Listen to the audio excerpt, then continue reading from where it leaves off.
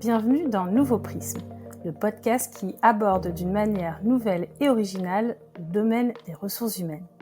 Je suis Alexandra Hamda, DRH, à la fois curieuse et engagée, animée par la volonté de repenser et d'approfondir notre compréhension du monde DRH. Le domaine des ressources humaines est un domaine en constante évolution qui exige de sortir de sa zone de confort. Concrètement, qu'est-ce que ça veut dire ? Eh bien, c'est très simple. Il s'agit d'explorer de nouvelles voies, de changer de perspective ou encore d'élargir notre vision. C'est une tâche complexe mais indispensable car le rôle des RH est essentiel pour accompagner les entreprises dans leur évolution constante. C'est dans ce contexte que j'ai voulu explorer le monde des ressources humaines, des compétences relationnelles, du management et de la communication à travers le prisme d'autres métiers que celui de DRH. Vous verrez, au fil des épisodes, je vais recevoir des invités inspirants, des personnalités passionnées, des experts reconnus et des professionnels engagés. Ensemble, nous allons explorer des sujets et des thématiques qui sont au cœur de notre quotidien professionnel. Mais nous le ferons sous un nouvel angle, celui de leur propre métier. Bonne écoute! Bonjour à tous et bienvenue dans cette nouvelle capsule RH. Aujourd'hui, je vais vous partager les 3 apprentissages suite à l'épisode que j'ai enregistré avec Sandrine Dorp, qui est experte en rémunération. Et la question qu'on s'est posée, c'est est-ce que la rémunération est une arme égale ou inégale, notamment pour l'égalité homme-femme ? Le premier apprentissage, c'est la transparence qui est vraiment l'allié de l'égalité salariale. Sandrine nous explique le rôle fondamental des grilles salariales et de la transparence, notamment pour lutter contre les inégalités. Concernant la fonction RH, souvent, nous n'aimons pas parler d'argent et le plus souvent, c'est surtout parce qu'on est mal formé à ce sujet.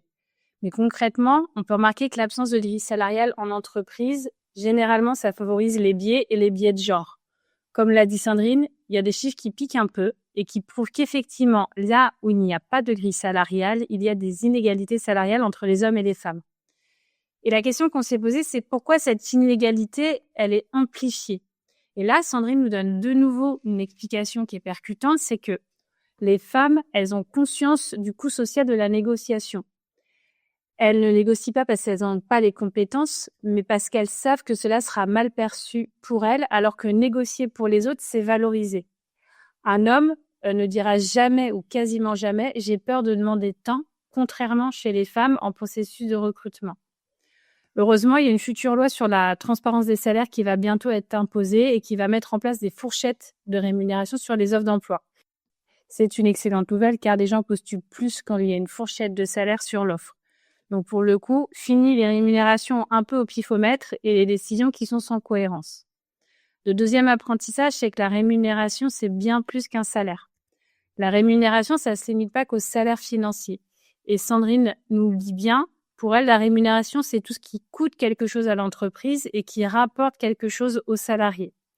Par exemple, si on veut aider la parentalité, on peut très bien, et ça, c'est des choses qui ne sont pas financières, ne pas planifier de réunion à 18h le mercredi, par exemple. C'est un sujet qui est culturel, qui bénéficie à tout le monde et pas seulement aux femmes. Il y a aussi des actions non financières qui sont des leviers puissants de fidélisation, d'engagement et qui renforcent la marque employeur sur le long terme. Et là, Sandrine nous partage des exemples marquants qu'elle a pu croiser au cours de son parcours, comme notamment une société qui avait mis en place une journée de divorce pour accompagner les collaborateurs dans ce moment difficile. Elle nous parle aussi de l'histoire d'une DRH qui a oublié la démission d'une employée qui avait appris qu'elle était gravement malade pour lui offrir un filet de sécurité, notamment pendant sa maladie. Donc l'entreprise parfaite n'existe pas, c'est la conclusion, mais l'humanité fait toute la différence. Le troisième apprentissage, c'est mesurer pour agir. Pour améliorer l'égalité salariale, il faut la mesurer. Ce qui se mesure pas ne peut pas s'améliorer. Même si une entreprise pense qu'elle a aucun problème d'égalité, quand tu fais les stats, généralement, il y a un sujet au moins à 1 ou 2 endroits.